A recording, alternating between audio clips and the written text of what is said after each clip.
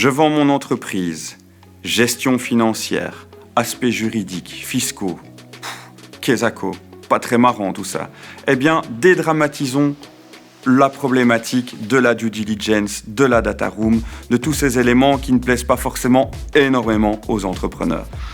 Le principe de base, c'est que lorsqu'un repreneur va envisager l'acquisition de votre entreprise, il va être très inquiet par rapport au risque de reprise. En effet, quand il reprend votre société, il va reprendre le passif social, le passif fiscal. Ça va d'ailleurs faire l'objet de nombreuses garanties.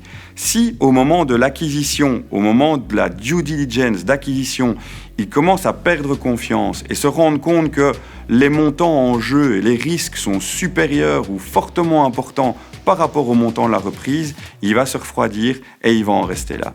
C'est pour ça que dans les 2-3 années précédant la cession de votre entreprise, il est particulièrement important d'investir dans la finance, dans le suivi financier précis de vos activités, mais aussi la réalisation d'un dossier d'audit permanent. Vos contrats sont-ils à jour? Vous avez un procès en cours, qu'il soit bien détaillé. Recherchez la solution à des problèmes. Nettoyez les problèmes que vous pourriez avoir avec des clients, des fournisseurs, des collaborateurs.